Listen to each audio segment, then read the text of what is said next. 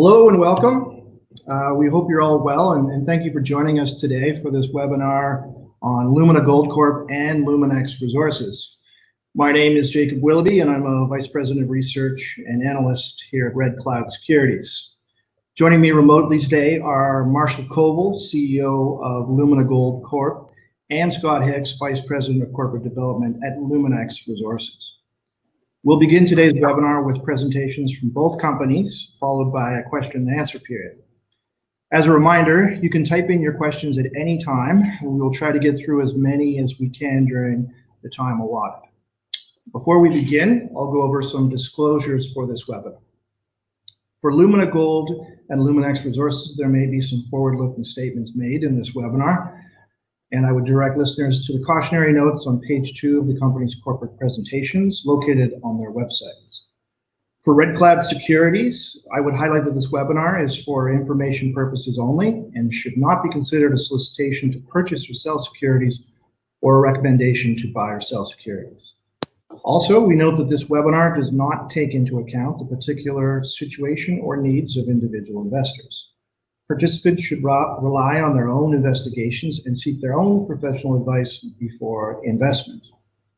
And now, I'm very happy to introduce to you Marshall Koval, CEO of Lumina Gold Corp. Hey, Jacob, thanks a lot to all the listeners on the webcast today. Greetings, hope everybody's safe and sound. We're going to talk about both companies today, Lumina Gold and Luminex Resources. We have a mirrored management team that runs both companies. Luminex was a spin out from Lumina Gold in 2018. And in Lumina Gold, we'll start, and we're advancing a large primary gold deposit, the largest one in Ecuador, our CANGREJOS project. Jacob had sort of already gone through the forward-looking statement, so I'll get right into the presentation. So the Lumina Group was founded back in 2002, 2003 by Ross Beatty.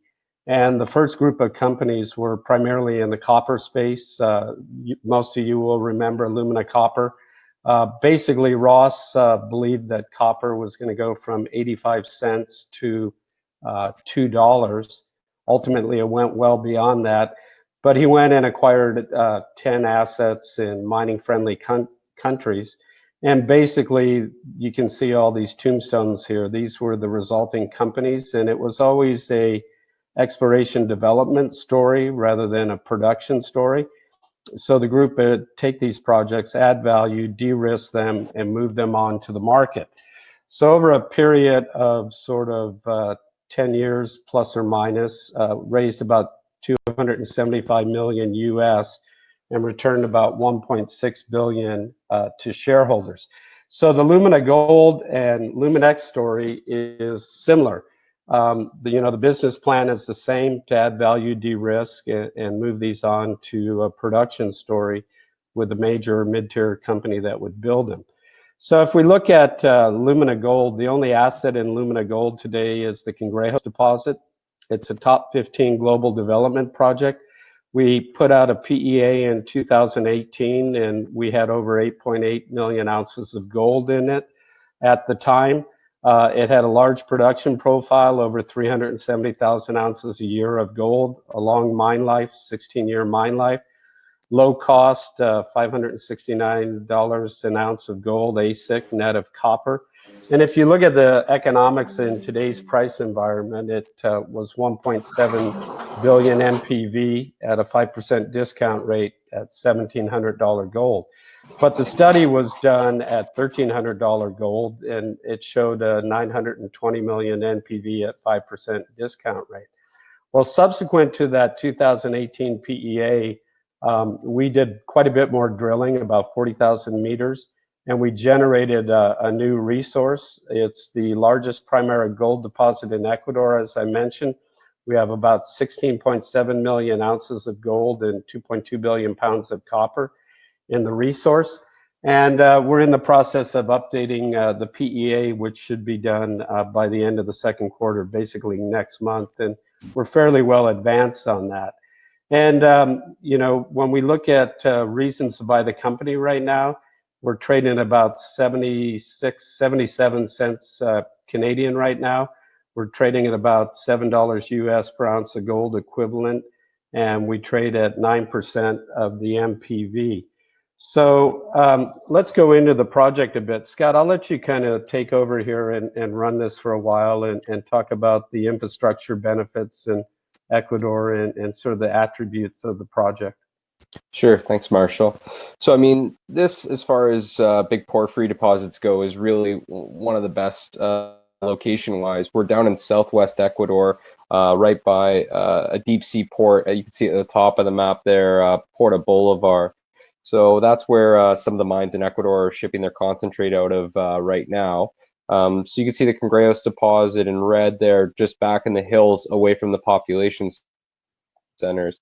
And the nice thing about this, aside from being close to the port, is you've got hydropower to site. You've got ample water there for the 40,000 and then 80,000 ton per day scenarios we're planning. And you're not high elevation, you know, you're only at 1,300 meters above sea level. You've got lots of workforce around, so you can bus in, you know, labor and not have to build giant man camps. And there's no communities directly on the deposit. So all those are pretty positive for building a project there. This actually used to be a Newmont project back in the late 90s. So we took their 7,000-ish meters of drilling and then drilled about, you know, 50,000 meters on top of that to get to where we are today. So it's just some of the most common questions we receive on the asset from different people is, you know, well, you say it's big, how big is it? It's the 38th largest primary gold deposit in the world at any stage, whether it's production or development. And it's the 5th largest primary gold deposit held by a developer. So it is a very large scale project. You know, grade wise, it's about 0.73 grams per ton gold equivalent. But if you think about it through a copper lens, it's about 0.5% copper equivalent. And the reason we do that is there's not a lot of large gold milling projects out there this scale. So if you think about it in the copper lens, it would be similar to a Cobre de Panama, a Mount Milligan, or a Red Chris that have all been built recently. You know, the split here for people's reference, it's about 80% gold, 20% copper. CapEx wise, we were thinking, you know, the original 40,000 ton per day scenario gets you around, you know, 270,000 ounces of production a year. You could build that for just over $800 million. For context, you know, Mirador was over $1 billion in Ecuador, and Fruta is around 700 million. So both of those mines were just completed. You know, people are deploying this much capital into country. And then, you know, how advanced is the project? We'll show you the 2 pits, but the main deposit, CANGREJOS, is drilled off to indicate it and is really at a PFS level. But there is a satellite deposit, BESTIA, that's got about 4 million ounces of gold in it, and that's more of a PEA level. So for that reason, we're updating a new PEA study that we should have out next month. Corporate structure, where we're sitting right now, we're sitting at about a $235 million Canadian market cap with about 4 million US on the balance sheet. Shareholders, Ross Beatty, who founded the group, is sitting at 19.9%. Management's just under 10%. So between Ross and management, we control about 30% of the company. Not a lot of institutional ownership, but a lot of high net worth individuals that have followed the group for years. Maybe I'll pass it back to Marshall here to talk a little bit about Ecuador, just since, you know, he's been working there since 2014 to put all these different projects together. Yeah, let me just step back for a second. You know, I joined Ross in 2004, working primarily in Peru, and you know, from that time forward, we kind of kept an eye on Ecuador. In 2008, the Correa government in Ecuador basically shut down the mining sector. They were relying on oil as the primary foreign exchange. It's a dollarized economy.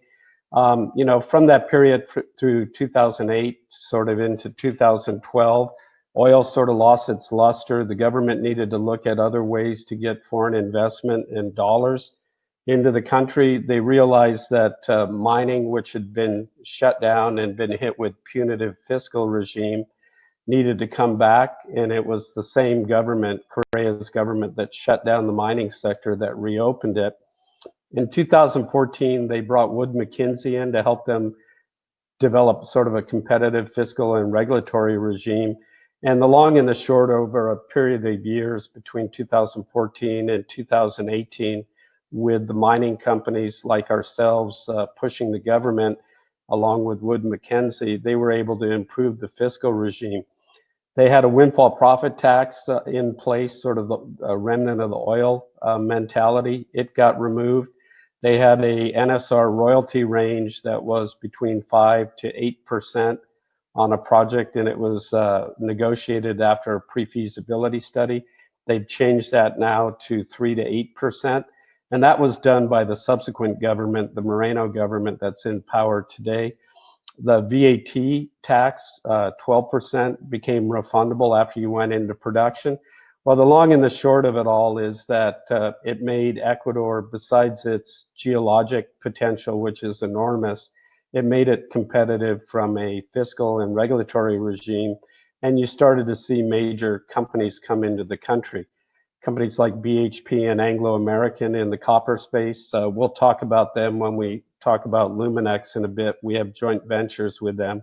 Newcrest in the gold space, Fortescue, Franco-Nevada, Wheaton Precious Metals, Codelco, Southern Peru. So you started to, because of the geologic potential, you started to attract major mining companies into the space.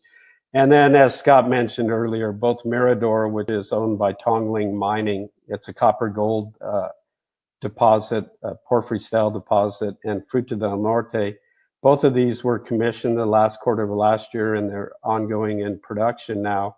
And there's been an investment of over $2 billion in those projects. So Ecuador is set to become mining more important in the future. And, you know, since the COVID era has happened here, the government has stepped up its support of mining even more.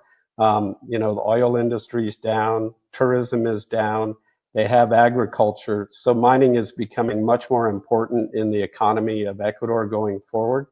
And I'll turn it back to you, Scott, to go on to the next stuff.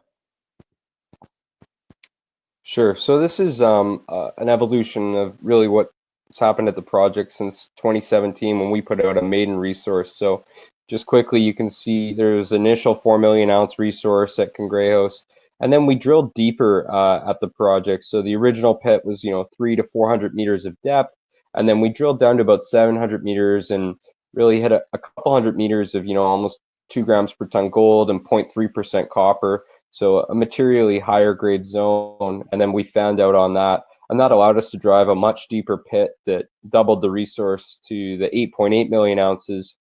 And then we did a PEA. The reason the number goes down a bit there is we wasted some of the saprolite material on the surface. And then, we continue to drill about another, call it 40,000 meters to expand and infill at CANGREJOS, and then bring in the satellite deposit Gran Bestia. So that took us to the current 17 million ounces of gold we're at today with the 2.2 billion pounds of copper. So these are the two pits for the project. So you can see CANGREJOS in the bottom right there, and then Gran Bestia in the top left. So as I mentioned earlier, CANGREJOS is really at a PFS level. Gran Bestia is a little bit behind. We only started working on it in 2018. The deposit is still open to depth in both areas. It's also open to the northwest in the top left of the figure there. So the cross section I'll show you on the next page is that red line running through the two deposits. So this diagram here, it shows you the two pits, and the blue line, that's the current resource.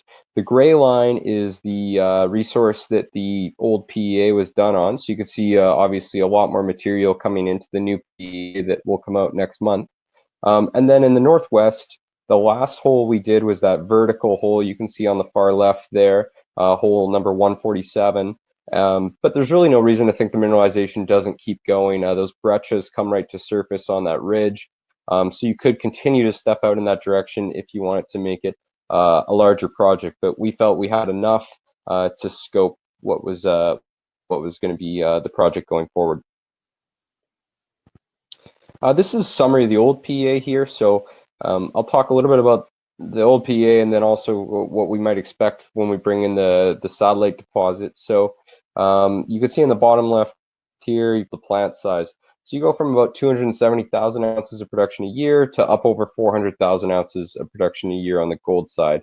Great. When we bring in the extra material we're going to keep the throughput around the same, so still at that when we bring in the extra material. And then you can see on the study here the economics at $1,300 gold and $325 copper. That was the $920 million NPV. So this was at a 5%, in a $1,700 gold environment, substantially concentrate and bring in a CIL plant and do doré at the site.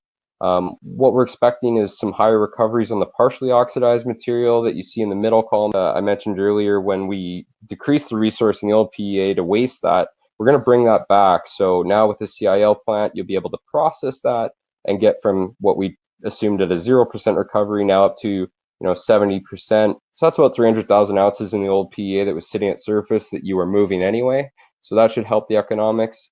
And then the other thing we've done on flow sheet that's not on this slide is switching from a SAG mill to HPGR, high pressure grinding rolls. So we think that'll cut the power costs. So lots of improvements that should all help out with the economics in this next round of study.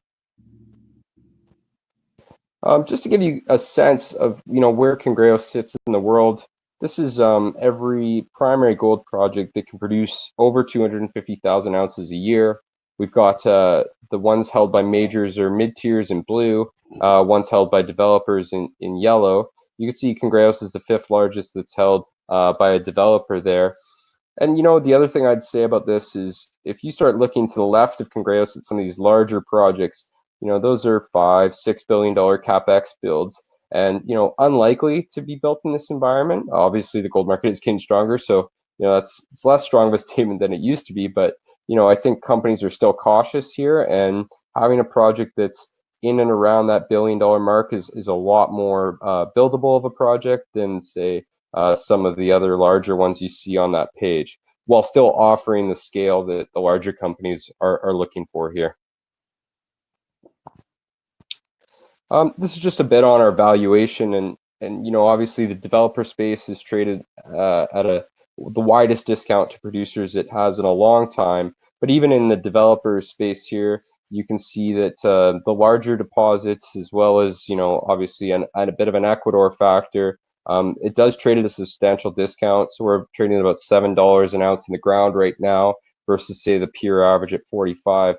So we think as Ecuador continues to prove itself as a mining jurisdiction, and we get a bit more interest in the developer space, as we continue into this gold bull market that we're now in, we think this valuation gap will shrink over time. So just a quick summary on Lumina Gold before we move on to Luminex. Since the 2018 PEA, we've drilled about 40,000 meters. We've doubled the size of the resource, again, since 2017. And then, we've enhanced a lot of the engineering and assumptions that are going to go into the next PEA. We think the project already worked at 1,300, and we demonstrated a strong project, but we do expect that to improve here. And then, if you think about it, gold has gone up $300 to $400 an ounce. We've doubled the resource. And we don't think that's been reflected in our share price. We'll let you guys be the judges of that. But we think that we still have a fair amount of upside left, considering what we've been able to achieve at the project. So maybe with that, I'll move on to Luminex here and switch gears.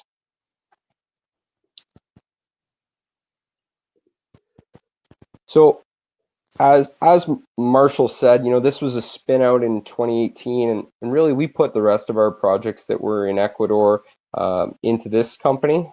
And at one point when it was all consolidated, we were the 2nd largest landholder in Ecuador.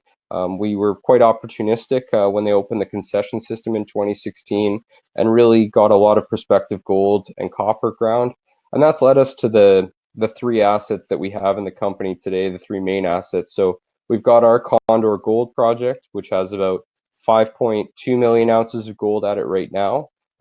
We found a new high-grade camp zone there that we've been drilling for the last year. We just put out a maiden resource on that, and that was about 1 million ounces at the camp zone. So that's included in the 5.2 million ounces. So we're currently still drilling there. And then on the copper side of things, we've got these great partnerships with BHP and Anglo American. BHP is working on what was our highest grade most prospective copper target called Tarqui, which is just above the Mirador mine that got built. So they'll be drilling that later this year and working to earn 60% on the project, spending $42 million. And then we've got a partnership with Anglo American on our largest land package, which is about 67,000 hectares. It's I'll show you on a map here in a sec, but up by Adventus's property. They're working to find, copper porphyry systems, but with multiple porphyries occurring together. They'll be drilling that later this year, and they're spending $57.3 million to earn 60%. So between the two of them, about $100 million over 7 years of non-dilutive capital to explore what we think are some pretty large copper targets. Just on corporate structure here, as you can imagine, it's somewhat similar to Lumina given the spin out. Ross is at 19.9 of this one as well. A few more funds in Luminex. Obviously, a smaller company than Lumina, trading at about a $53 million market cap today, given, earlier stage projects. But, we think a lot of potential here, given, you're going to have drill news out of potentially 4 properties here over the next 9 months.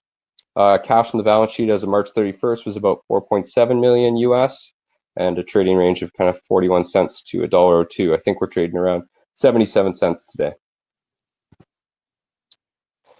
So just a quick overview of the projects here. You've got Pegasus A and B in the center of the country. That's the green boxes you see there with the Anglo logo next to them. So that's the 67,000 hectares. It's the multiple copper porphyries. And then everything else we have is a long trend with Mirador and Fruta del Norte down by the Peruvian border. So the blue boxes we own 100% of. The green box that says Tarqui there, that's our partnership with BHP. And then we've got our Condor project, which is contiguous with Lundin Gold's property at Fruta del Norte. So this is a bit of a zoom in on the neighborhood there, and you can see that the Fruta concessions come right to the north of Condor, and then their joint venture with Newcrest picks up again in the south. So we're kind of boxed in north-south there. And then at the top of this map, you can see where the Mirador mine was built, and then Kimi, which we have 100% of, and Tarqui, our partnership with BHP. So Marshall, maybe I'll pass it back to you, and you can talk about Condor and really why you guys acquired in 2016 and the exploration upside there. I will do that. I want to go back and just point out one thing. This is the most highly mineralized corridor in Ecuador. The most, you've got 2 mines that are in production. You've got unbelievable copper and gold potential in this area. So that's part of why you have such interest in the area. And, we've got a good land position with our various projects here, as Scott just pointed out. But part of why we looked at Condor is, it's geologically within the same trend as Fruta del Norte. The northern part of the Condor deposit is epithermal gold. That's where we show Condor on this figure. We're 2.6 million ounces of gold. And the southern portion of the deposit, where we show the Santa Barbara here, that's a gold copper porphyry system, kind of a similar system to the CANGREJOS project that we just discussed in Lumina Gold, similar type geology. And then if you look up to the north, Fruta del Norte has about 9.5 million ounces of gold, and Mirador has about 8.6 billion pounds of copper and 4 million ounces of gold. So geologically, this is some of the highest potential for discovery within Ecuador.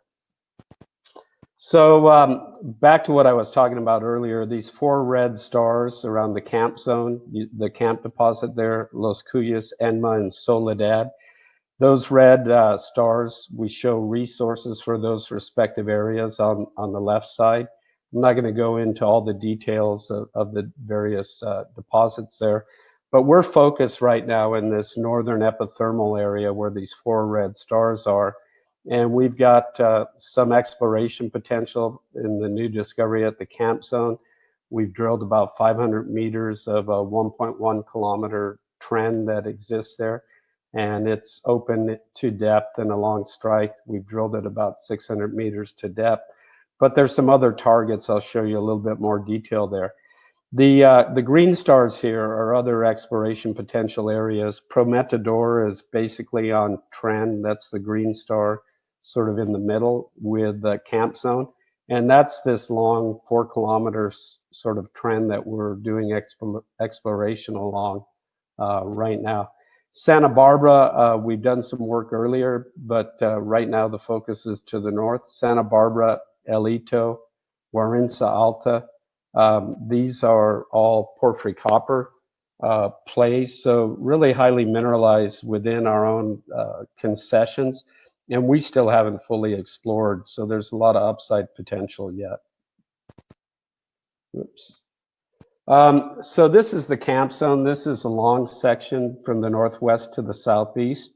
Our camp sits right on top of the ridge, but here what you can see is about a 550 meter sort of zone along strike that we've drilled, and we've drilled it down to about 600 meters. Metallurgy is real good in this area. We've done preliminary metallurgical work, and we've got plus 90% recoveries.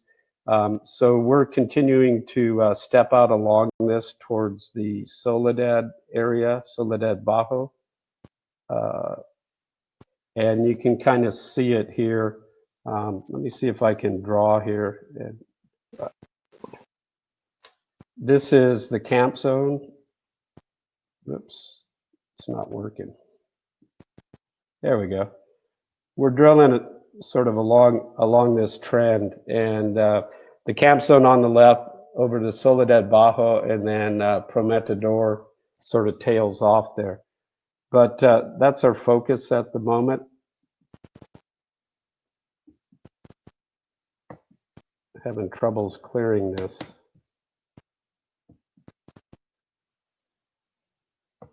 There we go. So this is a little bit better view of the camp zone to the left, and then you can see the trend of gold mineralization. We're in ultimately going to drill the Prometedor area, where you can see that on the bottom right. So Scott, Mark, why don't you? Yeah, go ahead. Yeah, I was going to say maybe just talk quickly about the plan, you know, driving it forward. Obviously, we're expanding the resource there and continue to drill to try to expand the resource, but, you know, kind of next steps as far as what you might think of as a project up there. Yeah, so up in this northern area with the camp zone, you can see the Cuyas pit here in Soledad, where we're drilling just off of the Soledad pit there. The idea is, can we develop and scope a project that has the merit to move forward to a PEA?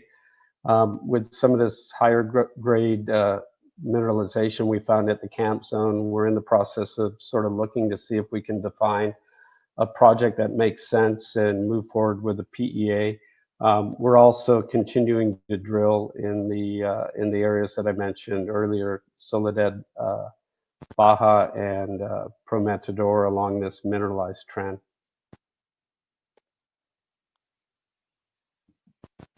So over to the copper stuff, Scott. I'll let you run through this.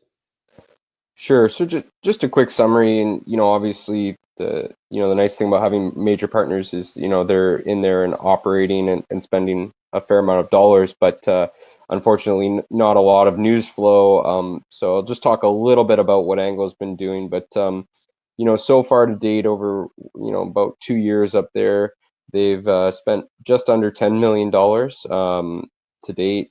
Of the 57.3 they need to spend to earn 60%. They're getting pretty close to the 25% threshold. So as soon as they spend $10 million and pay us another $800,000 in cash payments, they'll be at that 25% ownership level of these two projects. So most of their work here has really focused on Pegasus A that you see on this map in the northern part, and that's what I'll show you on the next slide. So on Pegasus A, you know, they've done a lot of on the ground work, as well as they've flown geophysics over the whole area. These circles you see are the 8 porphyry targets that Anglo's identified so far. You know, we think they'll systematically move through these, but Medusa is their highest priority target right now. And that cross section there, A to A prime, I'll just show you on the next page. So this is some of the ZTEM results from the work they did last field season. And this is the target that we expect that they'll be drilling in the back half of this year. So stay tuned for updates on that. And then, the BHP partnership, our geological view on this area is that it is a system of multiple porphyries here. And obviously you've got a large copper gold porphyry at the Mirador mine that's now a 60,000 ton per day operation. So Tarqui's, only about 20 kilometers from that. This is one of was, as I said, one of our most prospective copper areas. So BHP would spend, $42 million over 6 years to earn the 60%. And if they wanted to go to 70% of the project, they would have to spend another $40 million there. So, our view would that you'd be pretty close to a construction decision after deploying that much capital. This is just a quick summary of Tarqui, and really where they'll focus on drilling is this discovery zone you see on the right-hand map. That's the area where we had copper outcropping at surface that you can see in those images there. Lastly, we'll talk about Cascas here. So this property is just to the south of Condor. This is the other kind of the next best gold target in our portfolio from our perspective. We've done a fair amount of soil and rock work down here, as well as a legacy database we had from our predecessor company. So we think this is a highly prospective area, and it's also had a decent amount of alluvial mining there in the past. So this gold anomaly you see on the map in Cascas 2 down in the south, that's really where we'll focus on some scout drilling, in late this year or early next year. So if you step back and you think about all the different projects, you'll have continual drill results from Condor as we continue to advance that. You'll have BHP and Anglo working on these large copper porphyries and drilling those later this year. And then we'll also have Cascas, which is a totally undrilled target to date. So news on that. So really, a pretty exciting portfolio of assets in just a $50 million Canadian company at this point, with some world-class partners and a management team that is heavily invested and owns about 27% of the company right now. So maybe with that, we'll pause there and pass it back to Jacob to handle any questions that have come in. Great, thank you very much. We do have several questions, so I'll start firing those off to you both, and I'll let you decide on who wants to address them. The first question is in regards to Luminex, asking about, do you use equal parts to that one? Yeah, let me go ahead and take that. So yes, we have water permits from the Sinagua. We're granted, the camp has been there since way back in the 1980s, a long history of exploration starting with PVX. We do have permits in place, and we currently have 2 drill rigs on site. One of them is drilling. So when COVID hit us in early March, before we had any mandates out of the government, we pulled back, made sure we got our protocols in place. We stopped drilling temporarily. That was our own choice. It wasn't mandated. And we got our protocols in place, got our logistics, got our camp sorted out so that we could house the drillers and our staff in a safe manner. And we've been back to drilling with 1 drill rig now for about 4 weeks. We intend to bring the 2nd rig on, and we're using 2 different drilling contractors in country, Klawani and Rumi Drilling. There's 3 or 4 other drilling contractors in country, but because we took those early measures, we've been one of the companies back earliest to continuously drill within Ecuador with all our permits in place and everything. Great. Next question is in regards to Santa Barbara property. I guess that's in Luminex as well, if I'm not mistaken. And wondering if you'd consider ever spinning that out, or do you think that it works as a satellite, to the Condor deposit? Yeah, I'll take that one again. Yeah, there's no plans to spin it out. We've looked at sort of different development scenarios within our land package there. We did a lot of this work back when we were looking at 1250 gold. We continue to sort of look at it. But there is a potential that you could have a co-development scenario where you have the northern epithermal area and potentially Santa Barbara. A lot of that's going to be driven by long-term gold prices, but what we see here is that the northern epithermal area provides what we think is the quickest potential start to definition of a development project. So that's kind of where we're focused at this point. Okay. Next question is, they don't specify exactly which ore bodies or companies, just in general, but nevertheless asking what the sulfide oxide distribution is at the various deposits, and what that looks like. Scott, you want me to cover this or you want to get it? Sure, I'll go. So at CANGREJOS, it's 95% sulfide of the material that's in the plan, and then 5% partially oxidized material. So that was what I was talking about. We think we'll get the higher recovery on this round. At the Condor project, it's similar to CANGREJOS at Santa Barbara, and then in the north, it's intermediate sulfidation material. Okay. Yeah, that's been the experience I've found in Ecuador. There's sometimes a lot of overburden, so there doesn't tend to be much oxidation into the deposits there. A follow-up question in general, asking what is the drilling cost for you guys per meter, say in Ecuador for these projects? Yeah, so if you look at just raw drilling footage cost, it's sort of in the $160 a meter range, and obviously that scales up as you go deeper. But that's the majority of the sort of drilling that we're doing, and then you have to add some consumables, drill bits, and so if you kind of ramp it all up, when we look at budgeting, we're sort of all in with assays and everything about $250 a meter. And I'm guessing that's US dollars? Yes. Yeah. Right. For those listening who maybe haven't been to Ecuador, Ecuador is simply pegged to the US dollar, which is one of the attractive reasons that a lot of American investors and companies were happy to invest there, as they didn't have the exposure on the currency. Right. And Ecuador, let me add something on that. Ecuador has committed to dollarization going forward. It's in their long-term plans to stay that way. Scott, what were you going to say? No, I was just going to say, it provides a lot of stability for the country. Obviously, you haven't seen the runaway kind of inflation scenarios with that system. Yes. Yeah. Okay. Next question is asking about your joint venture projects in Luminex. Based on the work today, which of the two joint ventures are you more excited about? That's a tough question. We're excited about both of them.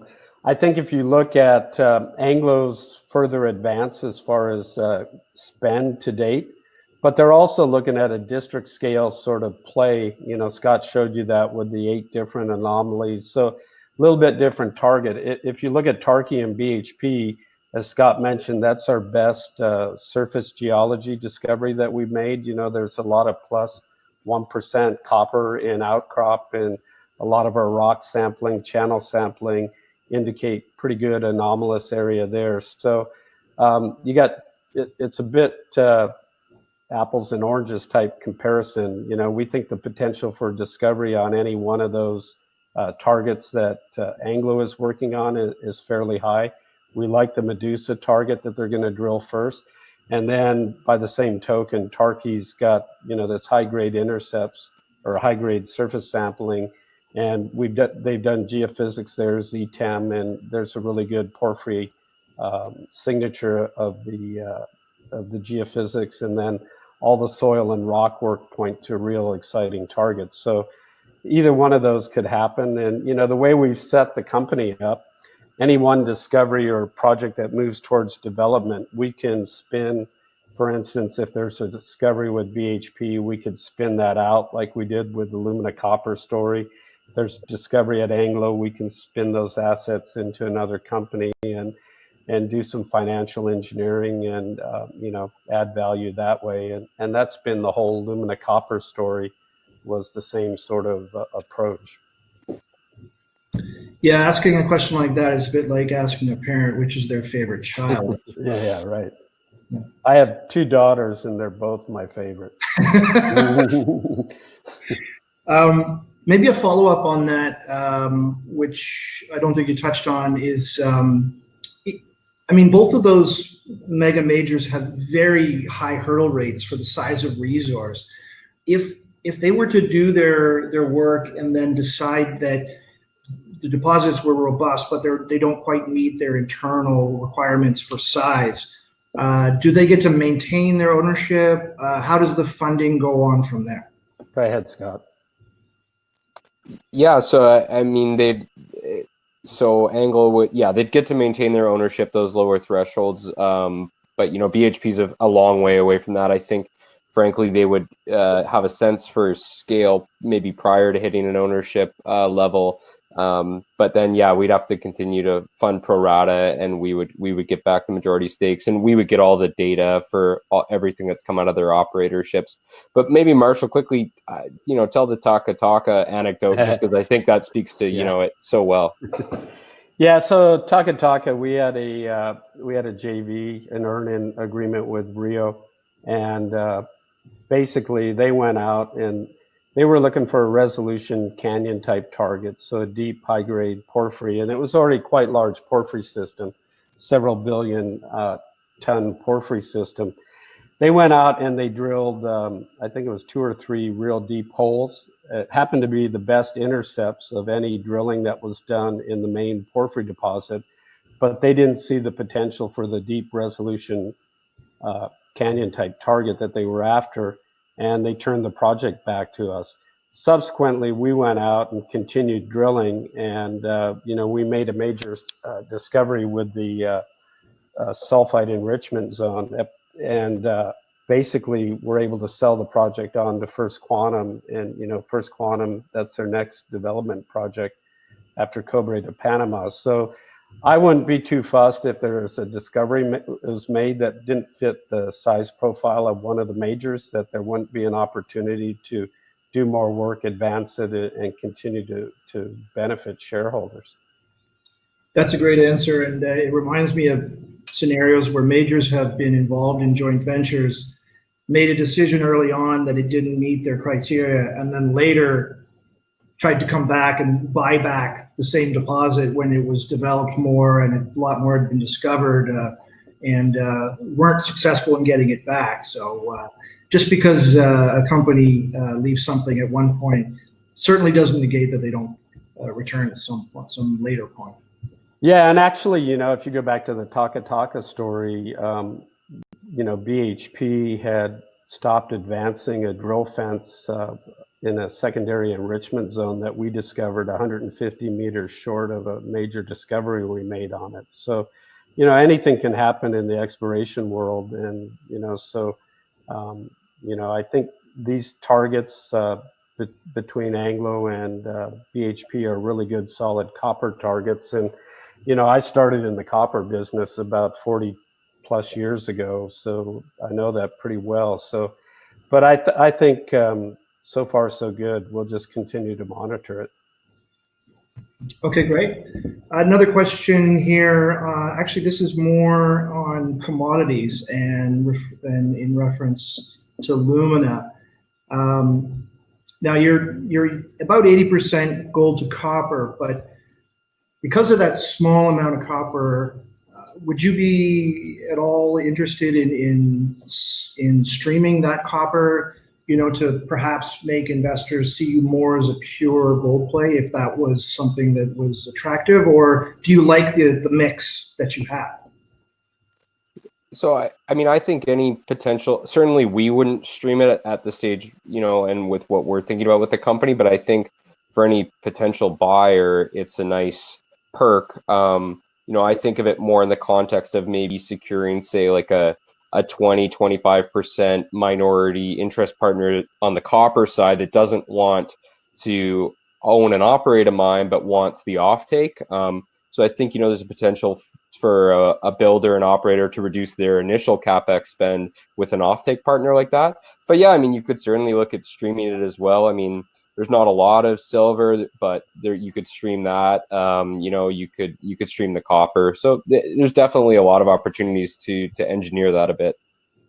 Yeah, and I think the copper offtake scenario that Scott talked about for a major gold producer would probably be more likely than a copper stream, would be my guess. Yeah, the optionality of it does present some advantages. For sure. Yeah. There's a question here about Condor for Luminex, asking if you would be looking to bring in a partner like you have on the other assets, or do you think you'd look more to actually moving that towards production? It may be too early for you to answer that yet. No, I think we can answer it. The question is on Condor, not a partner at this point. I think we're looking at it as, can we define a significant development project that makes sense to move forward with engineering and develop it that way? So that would be my answer. Scott, you got anything else you'd want to add to that?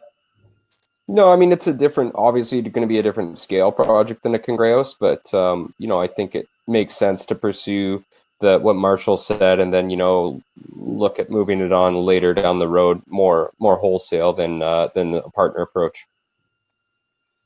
Right. There's a question here asking or remarking that both companies have kind of focused on Canadian and American markets, and just wondering if you see a role for markets in Europe and the UK. Scott, why don't you talk about some of that investor base? Yeah, so I mean, I'd say most of our financings probably, go about 10% European right now, with a lot of that focused in Switzerland and Brussels. Haven't had a lot of interest out of the UK to date, but we do have a pretty substantial European shareholder base, kind of in that, call it 10 to 15% type spot. Okay. Question here directly for Marshall, asking where you see the copper price in 3 to 5 years. Yeah, that's gold is harder to predict than copper, but I mean, we're sitting today. I think this morning, I think it was trading about 247, somewhere in that ballpark. When we're looking at the study with the long-term copper price for the CANGREJOS work that we're doing, we're going to use 275 copper. But I think if you look 3 to 5 years out, a lot of it has to do with electrification of vehicles and develop more grid development, grid storage, all these sort of things that are happening with alternative energy. And then even possibly what's happened with COVID, with the antibacterial aspect of copper, that's been talked about a little bit. I haven't really seen it crystallize, but I would say you're probably 3 to 5 years out, and this is just my opinion with, and I'm not an analyst, but I would think you're sort of in the 275 to 350 range. Scott's more of a banker, and he'll probably have his own opinion, so we might as well get his as well. So everything you talked about is the demand side, but I actually just see a lot more risk on the supply side. I mean, you think about all these projects that were completed several years ago, not a lot of new copper mines coming online, grades keep declining. I see more risk on the supply side that drives a higher price. Higher than what I said? Let's take the top end of what you said. All right, there you go. Well, thank you for that. I think that's a good time to call it a day for this webinar, and I want to sincerely thank both of you for participating. It's been very, very informative and great presentations by both of you. You've definitely done this before. Thanks. Yeah, I'm not so good on some of the technical stuff. I'm going to have to go hone those skills a little bit more. But anyway, I won't draw anymore on future ones. So anyhow, appreciate the opportunity, and thanks for your listeners. And let's hope the gold market and copper market stay strong. There's a lot of investment opportunity out there. Most definitely. Once again, I'd like to thank the listeners for participating and submitting their questions. And our next webinar for Red Cloud will be Tuesday at our usual time of 2 p.m. Eastern. That is going to be with K92 Mining. It will include the CEO, John Lewins, and my compatriot, Derek McPherson, VP of Research and Analyst from Red Cloud Securities. And with that, we'll sign off and hope you all stay safe. Thanks for joining us. Thanks, Jacob.